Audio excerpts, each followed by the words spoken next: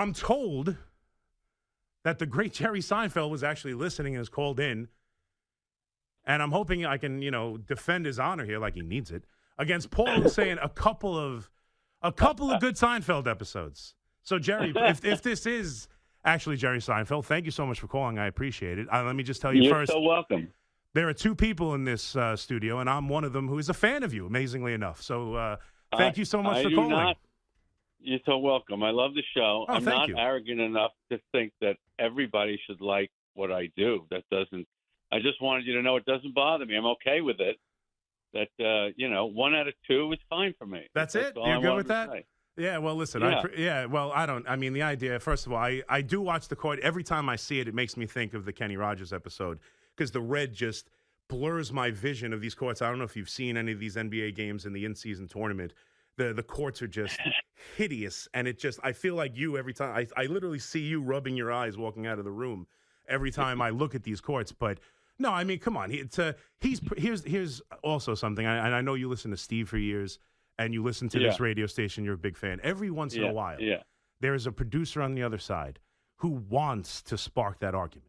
He wants to get involved. I could see it in his face as I was looking at him. He's face to the microphone. He's ready to turn me on. He wants to say something. I reference Seinfeld, and he's going to give me that little bit of, well, there's only a few good Seinfeld episodes. So then suddenly we're in a discussion. We made 180 episodes. Yes. So we made 3 good ones. We're like the Giants, That's true. That's true. We're 3 and 177. That's our record. Right. That's why Larry had to leave before it was finally over. He just felt like there wasn't enough good ones in the mix. So he actually told me. So Paul told me you're still in touch with Steve. Do you still talk to Steve Summers every once in a while? I haven't talked to Steve in a while. I think I contributed to an article about him some time back, but no, I have not.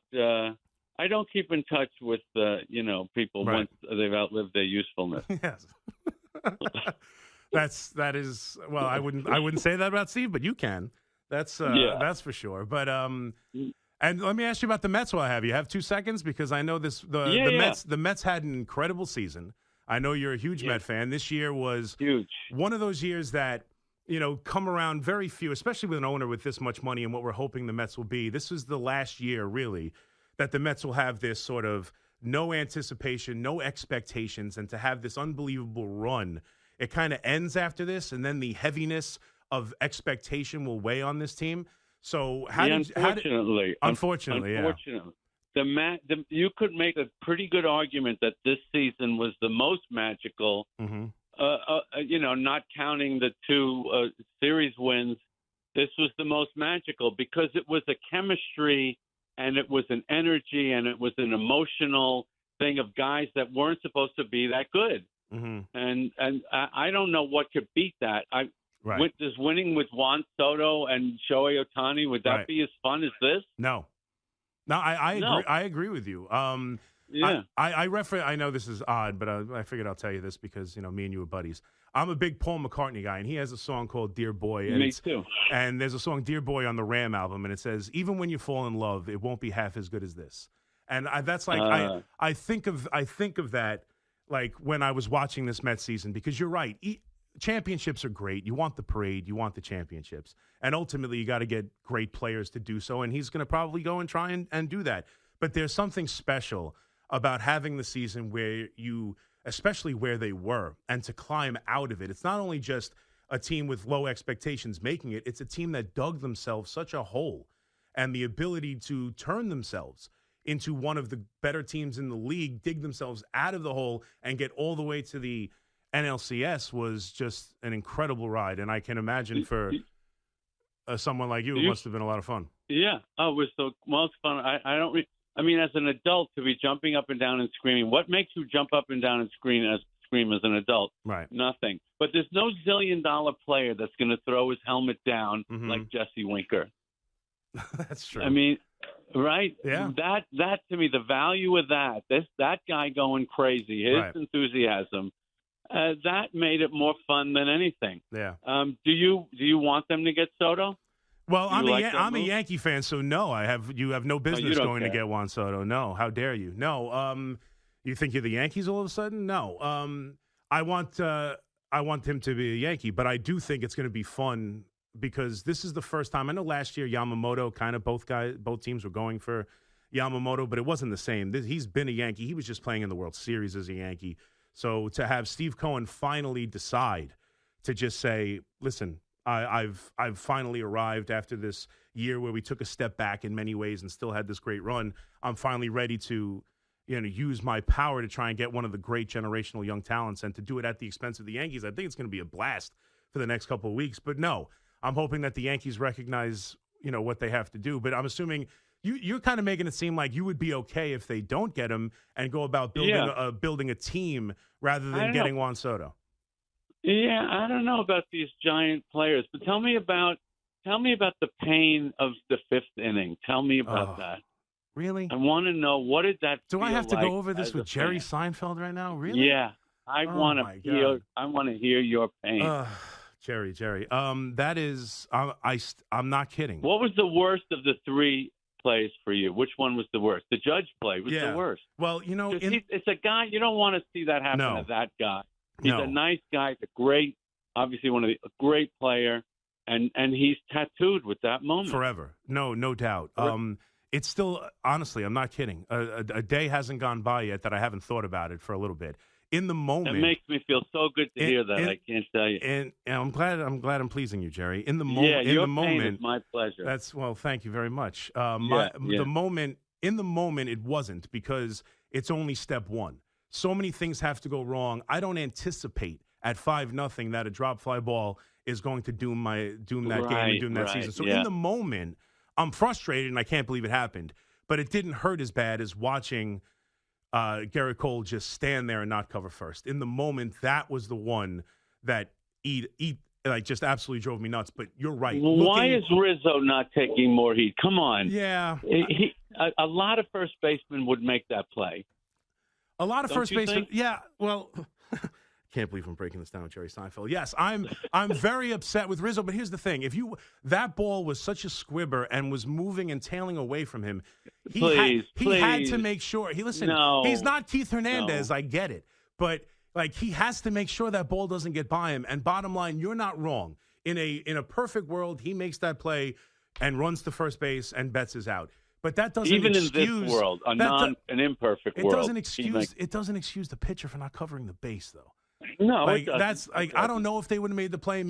And honestly, I don't even think the rest of the inning happens. I'm a big believer in the idea of even if Betts beats it out and Cole made the play and Rizzo's just late with the toss, he's late getting to the bag. Mookie Betts and his speed beats it out. It doesn't feel as bad, and the rest of the inning might not happen. But the idea that the Yankees didn't act, the idea that the Yankees had a brain cramp in that moment, the idea the play never even got off the ground somehow makes it worse. If you remember the Steve Bartman play. Of course. Right. If Alou doesn't go absolutely crazy after the ball's not caught. Right. If Alou doesn't throw the glove down and throw an absolute fit and make everybody in the building realize what the hell just happened and how close we were to that big out. I don't know if the rest of the inning happens and Bartman's not recognized as this tragic figure. But because of the action afterwards, I almost hearken it back to that and makes me feel like that.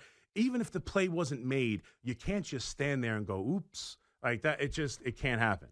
So it's notice devastating. The next day after that game, I don't know if you noticed the Yankee hats per block in Manhattan went from 6 to 0 in one day. It was as a Met fan, that was a very thrilling moment for me. They were vacuumed. You can't walk down one block in New York City without seeing a Yankee hat. Yeah, and then for a day it was put away. Yeah, I'm fantastic. It's fun. You call in to let us all know that it's okay that people don't like your show, and I applaud you for that. But now, you're taking bows for a very successful losing season from the Mets, and then you're taking more joy in Yankee failures than you are in Mets success. You're looking for my pain. It's very telling. Season, yes, but a deeper run than our American League counterparts here in this city. A deeper run, 6 games over 5. Oh, Yeah, well, it also they were playing in the World Series, though. You can't call it a deeper run. They won one more game against the Dodgers because the Dodgers were in a position after the Padres series where they were forced to throw 2 bullpen games instead of only needing 1 against the Yankees. That's pretty. Right. Dave Roberts gave up 2 against the Mets and only gave up 1 against the Yankees. Have you watched the comeback on Netflix? Amazingly enough, it hasn't been at the top of my list. No. I watched Game 7. They have a new documentary out about all different Game 7s, and I watched the Aaron Boone Game 7 to make me feel a little bit better. But no, I haven't watched the debacle that was the 2004. But I got to be honest with you. This hurts more than that. Yeah. I know that's historic. Did you want a slow death. Back? Yes, I am a Boone guy. I'm a Boone and Brian Cashman apologist. I don't know if you know that about me. Okay. But, right. No, I didn't know that. I'm a big Yankee shill to many people, and I have no problem saying that. I wish you the best. It's a great franchise. It's the greatest sports franchise in history, and you have a lot to be proud of. That's how I put it sometimes. But people get very upset. It's true. People expect more. Just not a champion. Inning. Yeah. Of the ALCS, the 5th inning this year. I just want to remind you. Oh, yeah, the World I'm never going to live it down. No, and especially now that I'm like, every time I have to tell the story about it, I talk to Jerry Seinfeld, I have to say what we were talking about. So it's. Well, thank you for taking my call. Well, thank you for making it. Thank you for sticking up for me. And I just want you to know that my feelings were not hurt because I'm happy I can make even one person happy, and it's you, Chris. Well, yes, absolutely. Well, it's more than that. You made a ton of people happy. In my opinion, it's the greatest show, the comedy in the history of television. I'm a huge Seinfeld fan. I'm a huge fan of you. Thank you so much. Thank you. I even labored through your Pop-Tart movie. That's how much I liked you. So my Emmy-nominated number one. No, it actually did make me laugh. We had a lot of fun with that. Yeah, it did. It made me laugh, and plus, I'm a huge cereal guy, so just the idea of it was comedic and very much so, but there was interesting tidbits in there about learning about how like the breakfast food industry was something I was unaware of, like how impactful it was and how it literally changed American mornings. Like it was a little fascinating, along with all the kind of bombastic humor that you put into it. Yeah, but there really was a war to create it. Right. Who could create it first? That was the true part of the story. Yeah, that's what we started with it. Well, but anyway, thank you, Chris. Of course, I appreciate the time. Absolutely, thank you for calling in. I can't tell you how much I appreciate it. Thank you very much, Jerry. My pleasure. Be well. Okay. All right, that was Jerry Seinfeld. I did not anticipate that today. I did not anticipate. You never know. If I would have mentioned that at 3 o'clock in the morning when I'm normally on, Jerry doesn't call in, that's for sure. 888-808-1019. We got a break.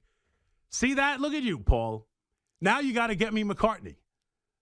You got me Seinfeld. You got to get me McCartney now. This is what I do. This is what the glue does. I make things happen, man. I make things happen. I put things together. Seinfeld calls in to you because of me. That's very true. I think I didn't want to get into it too much with him, but yes, the show has way more than 2 good episodes. I can't believe you said that, but good for you. You got it done, buddy. I said it was one of the few. I didn't say it was just 2. Right. Obviously, so give me one more. Give me one more good Seinfeld episode. The pilot. Oh, that is such a rote. Just couldn't think of another thing. So you said, what happened in the pilot?